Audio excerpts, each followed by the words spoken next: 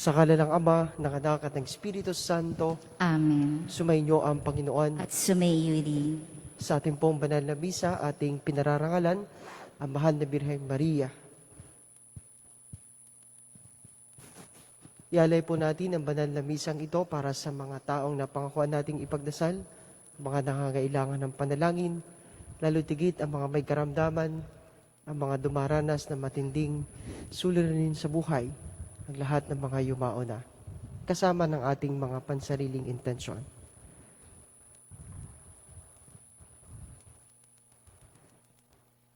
At upang tayo ay maging marapat gumanap sa banal na pagdiriwang, sandali muna nating pagsisihan ang lahat ng ating mga kasalanan at pagkukulang.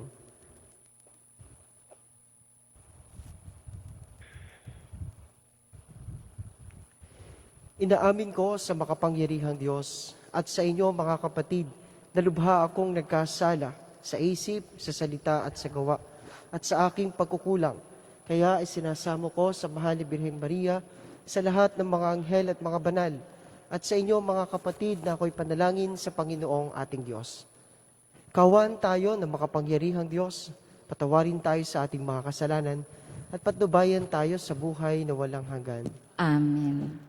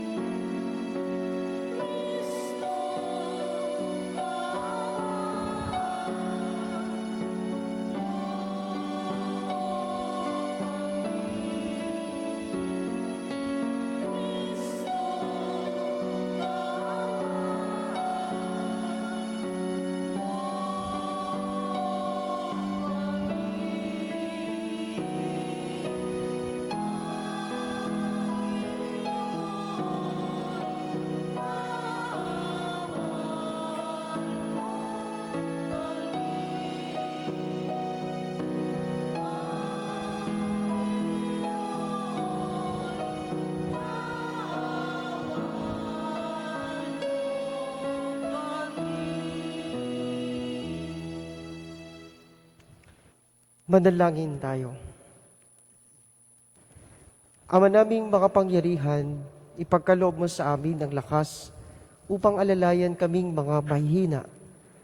Ngayong ginugunita ang mahal na Birheng Ina ng Diyos, kaming idinadalangin niya'y makabangunawa sa pagkalugmok sa kasalanan. Iniluluhog namin ito sa pamamagitan ni Jesucristo, kasama ng Espiritu Santo, magpasawalang hanggan. Amen. Ang lahat po ay magsiupo. Pagbasa mula sa sulat ni Apostol San Pablo sa mga taga-Galasya. Mga kapatid, sinasabi ng kasulatan na ang lahat ng tao'y alipin ng kasalanan upang sa pamamagitan ng pananalig kay Hesukristo, ang mga sumasampalataya ay tumanggap ng mga ipinangako ng Diyos.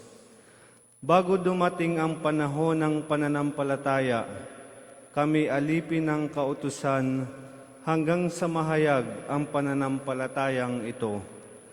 Kaya't ang kautusan ang naging tagapagturo namin hanggang sa dumating si Kristo at sa gayon kami mabilang na matuwid sa pamamagitan ng pananalig sa Kanya. Ngayong nananalig na kami sa Kanya, wala na kami sa pangangalaga ng tagapagturo. Dahil sa inyong pananalig kay Kristo Jesus, kayong lahat ay anak ng Diyos, sapagkat ang lahat ng nabinyagan kay Kristo ay pinananahanan ni Kristo. Wala nang pagkakaiba ang Hudiyo at ang Griego, ang alipin at ang malaya, ang lalaki at ang babae, kayong lahat ay iisa dahil sa inyong pakikipag-isa kay Kristo Jesus. At kung kayo'y kay Kristo, kabilang kayo sa lahi ni Abraham at tagapagmana ng mga ipinangako ng Diyos. Ang salita ng Diyos. Salamat sa Diyos.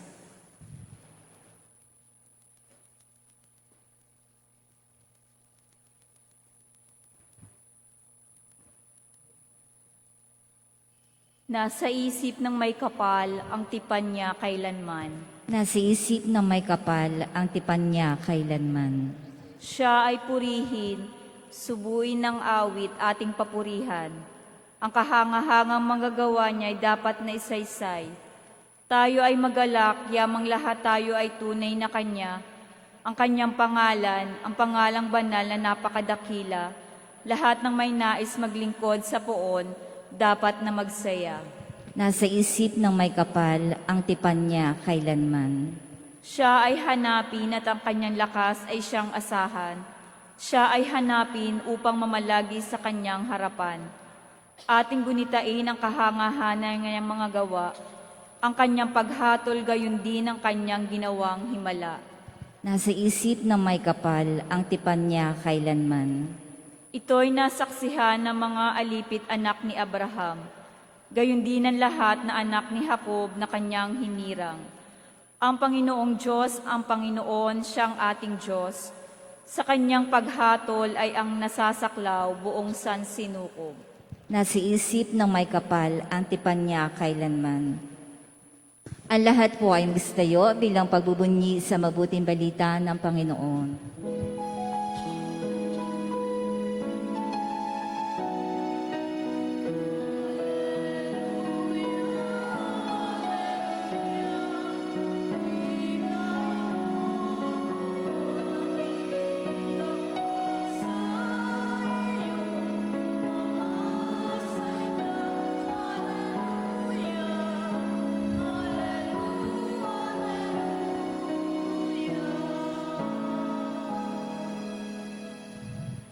Sumainyo ang Panginoon. At sumayin. Ang mabuting balita ng Panginoon ayon kay San Lucas. Papuri sa iyo, Panginoon.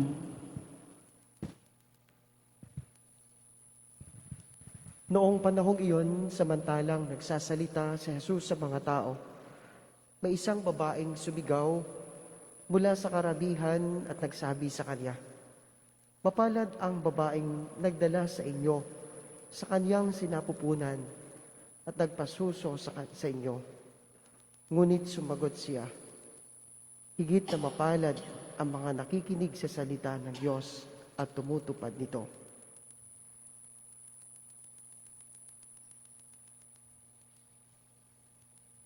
Mga kapatid, ang mabuting balita ng Panginoon. Pinupuri ka namin, Panginoong Hesu Kristo. Ang lahat po ay magsiupo. Isang mapagpalang umaga po sa inyong lahat. Mapagpalang umaga po sa iyo, Father Merdino. Meron tayong isang expression kapag may isang taong nakaangat sa buhay o kaya malayo na ang kanyang narating sa buhay. Sinasabi natin dun sa taong yun na hindi ka na ma-reach. Diba? Ganun yung ating expression. Kung minsan, ganito rin po yung pwede nating sabihin patungkol sa mahal na ina at sa mga banal. Mahirap na silang abutin sapagkat sila ay angat sa uri ng buhay na meron tayo. Ang buhay ng mga banal ay kaiba kaysa karaniwan. Mahirap pamarisan. Kaya nga po, maganda yung paalala na binabanggit sa Ebanghelyo. Magsisilbing paalala sa atin yung sinabi ni Jesus. Mapalad ang mga nakikinig sa salita ng Diyos at tumutupad dito. Kailangan nating paalalahanan ang ating sarili ng mga salita ng ating Panginoon. Sapagkat tayo bilang tao, minsan, aminin natin sa ating sarili, tayo naliligaw. Aminin natin sa ating sarili, tayo ay hindi makasunod sa kalooban ng Diyos.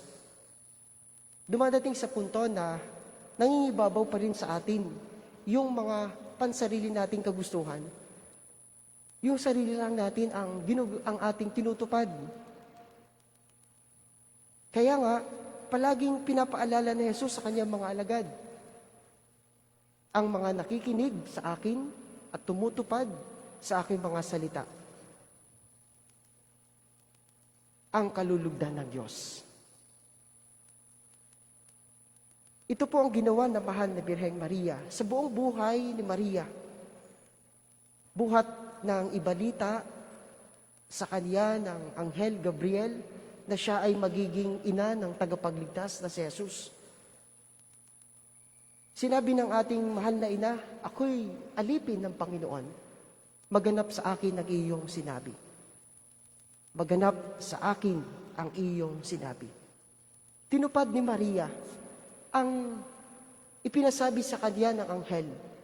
Siya ay tumalima sa kalooban ng Diyos. Bagamat may mga pagkakataon sa buhay ni Maria na siya'y nagdadalawang isip, siya ay nagdududa. Paano mangyayari ito? Ganang ako'y dalaga. Paano ako magbubuntis? Wala akong nakikilalang lalaki. Dumating sa punto na si Maria ay nagtatanong.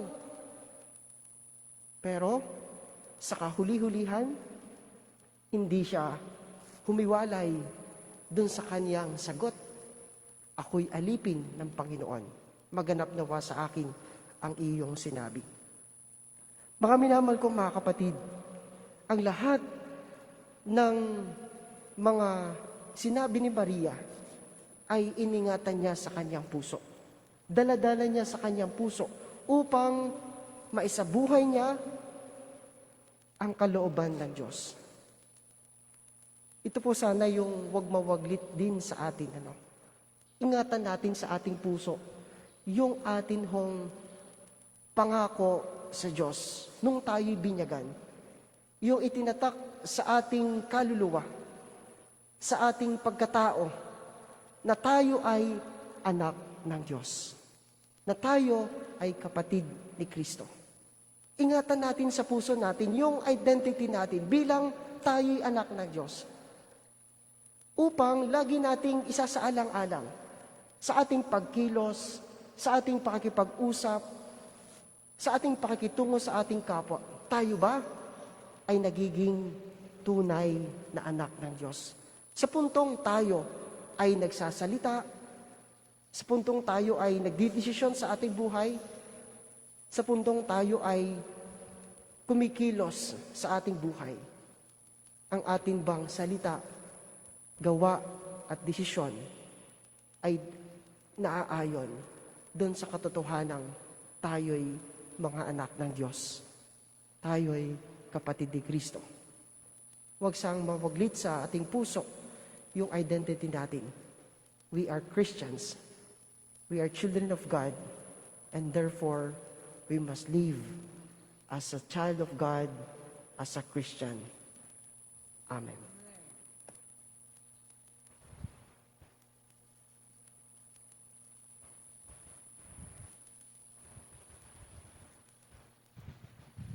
Ang lahat po ay magsitayo.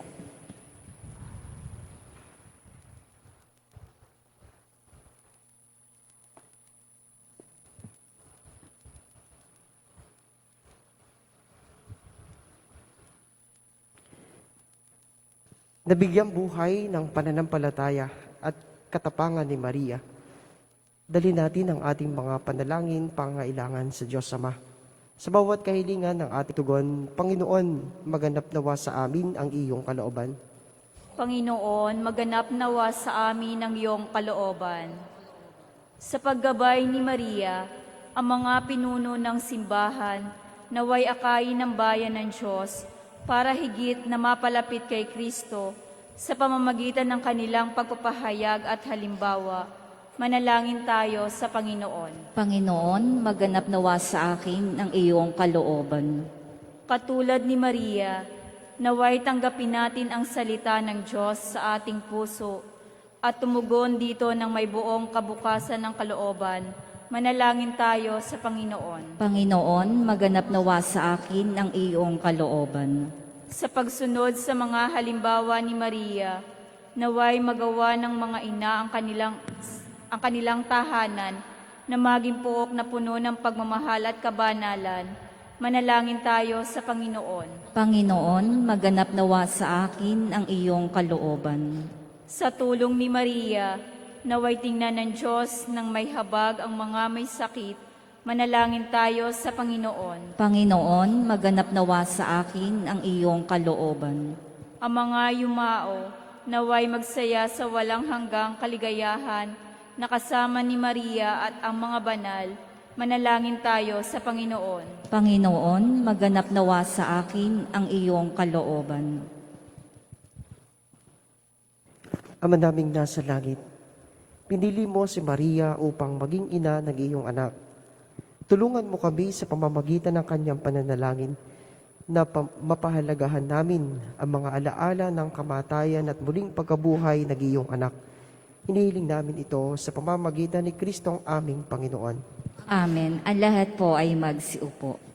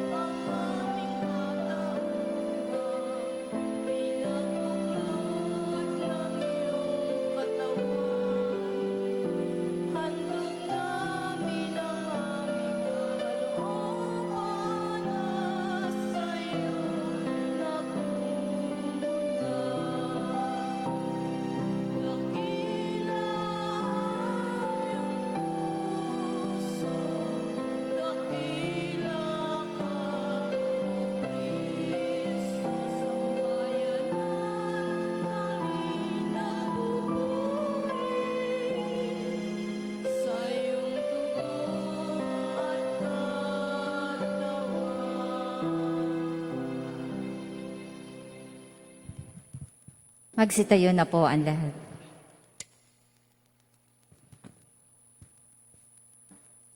Manalangin kayo mga kapatid upang ang paghahain natin ay kalugdan ng Diyos sa mga makapangyarihan.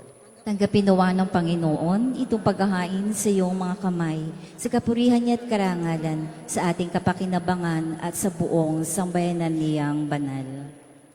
Ama naming lumikha sa paggunita namin sa mahal na Birhen, hinihiling namin ang aming paghahain ay lakipan mo ng kapupunan upang kami ay maging handog na ikinalulugod mo kailanman sa pamamagitan ni Jesucristo kasama ng Espiritu Santo magpasawalang hanggan. Amen. Sumainyo ang Panginoon. At sumayo din. Taas sa Diyos ang inyong puso at diwa. Itinaas na namin sa Panginoon. Salamatan natin ang Panginoong ating Diyos. Marapat na siya'y pasalamatan. Ama naming makapangyarihan, tuningang marapat na ikaw ay aming pasalamatan. Bukod mong pinagpalang maging ina ni Jesucristo, ang mahal na birheng nagpupuri at nagagalak sa iyo. Ikaw ang gumawa ng tanang dakilang bagay. Ikaw ang lumilingap sa lahat kailanman. Nilingap mo ang mga mahal na birhen bilang iyong abang alipin na iyong binigyan ng tungkuling kumalinga sa anak mong manunubos namin. Kaya kaysa ng mga anghel na nagsisiawit ng papuri sa iyo, nang walang humpay sa kalangitan, kami nagbubunyi sa iyong kadakilaan.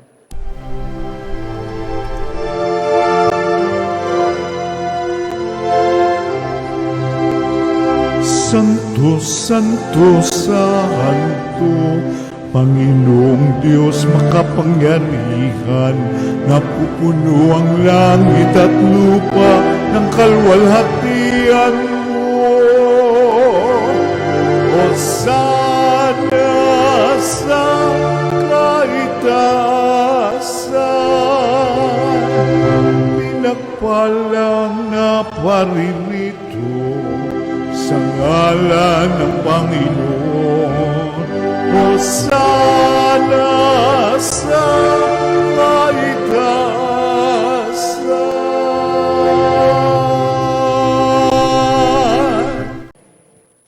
Ama naming banal, ikaw ang bukal ng tanang kabanalan, kaya't sa pamamagitan ng iyong Espiritu, gawin mong banal ang mga kaloob na ito upang para sa amin ay maging katawan at dugo ng aming Panginoong Hesukristo. Bago niya pinagtiis ang kusang loob na maging handog, hinawakan niya ang tinapay, pinasalamatan kanya, pinagati-hati niya yon, iniabot sa kanyang mga alagad at sinabi, "Tanggapin ninyong lahat ito at kanin. Ito ang aking katawan na ihahandog para sa inyo."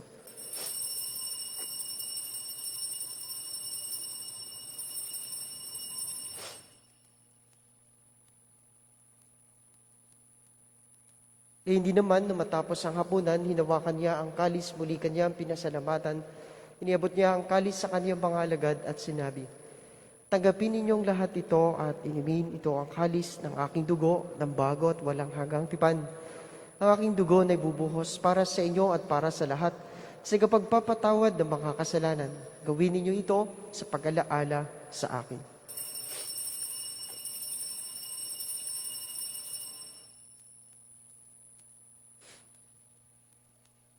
Ngayon, pagbunyin natin ang misteryo ng pananampalataya.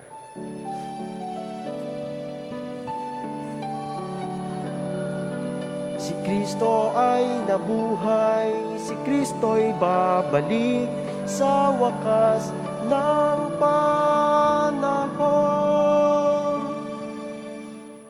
Ama, ginagawa namin ngayon ang pag-alaala sa pagkamatay at muling pagkabuhay ng iyong anak. Kaya tinaalay namin sa iyo ang tinapay na nagbibigay buhay at ang kalis na nagkakaloob ng kaligtasan. Kami nagpapasalamat dahil kami iyong minarapat na tumayo sa harap mo para maglingkod sa iyo. Sinasamo namin kaming magsasalo-salo sa katawan at dugo ni Kristo ay mabuklod sa pagkakaisa sa pamamagitan ng Espiritu Santo. Ama, lingapin mo ang isimbahang laganap sa buong daigdig. Puspusin mo kami sa pag-ibig kay San Francisco na aming Papa at ni Milrey na aming obispo at ng Tanang Kaparian. Alalahanin mo rin ang mga kapatid naming nahimlay na may pag-asang sila'y muling mabubuhay, gayon din ang lahat ng mga pumanaw. Kaawaan mo sila at patuloyin sa iyong kaliwanagan. Kaawaan mo at pagindapatin kaming lahat na makasalo sa iyong buhay na walang wakas, kaysa na mahal na Birheng Maria na Ina ng Diyos, ng kabiyak niyang pusong si San Jose, kaysa ng mga apostol, at ang lahat ng mga banal ni San Fernando aming patron na namuhay dito sa daigdig ng kalugod-lugod sa iyo. May pagdiwang nawa namin ang pagpupuri sa kararangal mo sa pamamagitan ng iyong anak na aming Panginoong Hesukristo. Sa pamamagitan ni Kristo, kasama niya at sa Kanya,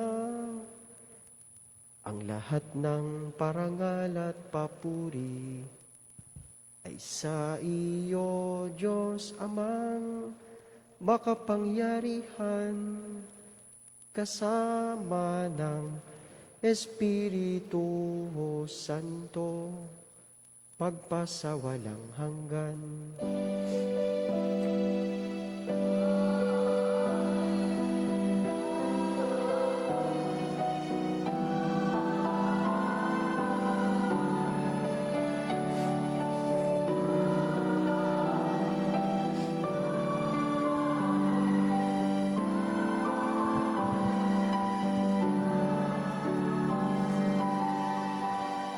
Ang lahat po ay magsitayo. Sa tagubilin ng mga nakagagaling na utos at turo ni Jesus na Panginoon natin at Diyos, ipahayag natin ng lakas loob.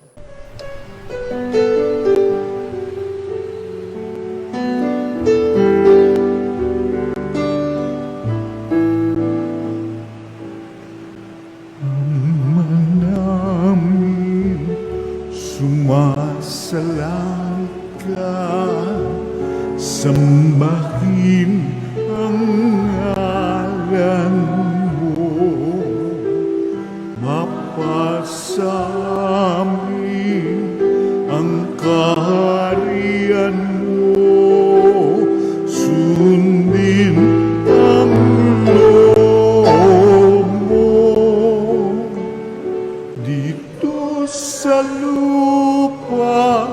kapatawaran sa langit, bigyan mo po kami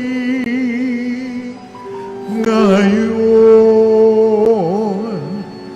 ng aming kakanin sa araw-araw at patawarin mo kami sa aming mga sala para ng pagpapatawan namin sa nagkakasala sa amin. At huwag mo kaming ibang dulot sa tukso,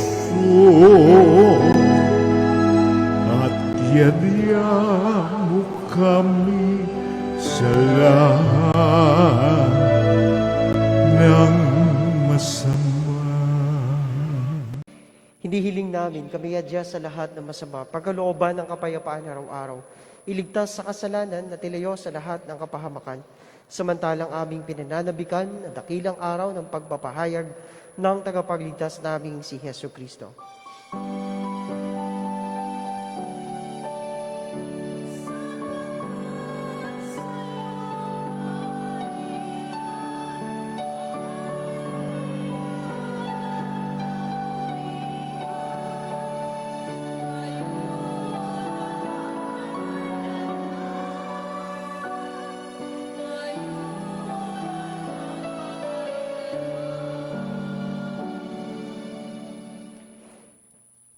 Panginoong Kristo, sinabi mo sa iyong mga apostol, kapayapaan na iniiwan ko sa inyo, ang aking kapayapaan ang ibinibigay ko sa inyo.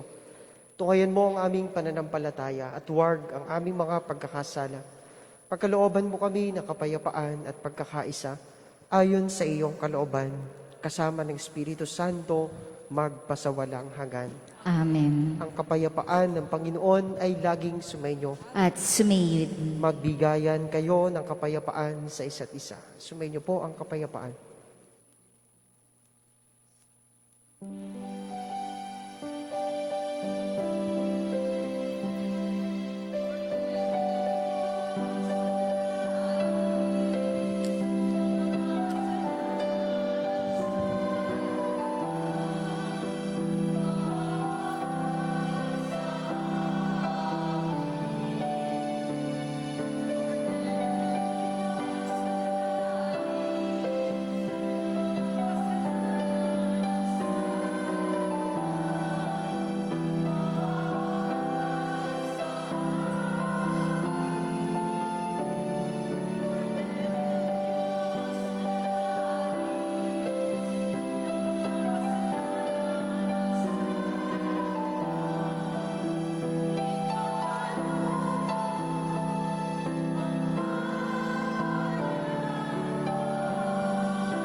Ang lahat po ay magsiluhod. Mga kapatid, ito si Kristo, ang kordero ng Diyos. Ito ang nag-aalis ng mga kasalanan ng sanlibutan. Mapapalad tayong inaanyayahang makasalo sa kanyang banal na piging. Panginoon, hindi ako karapat-dapat na magpatuloy sa iyo, ngunit sa isang salita mo lamang ay gagaling na ako.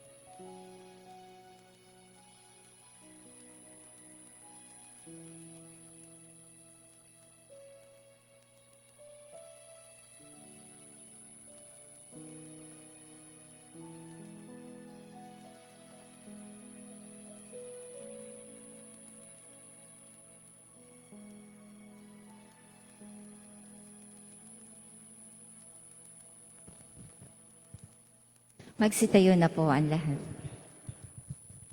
Manalangin tayo.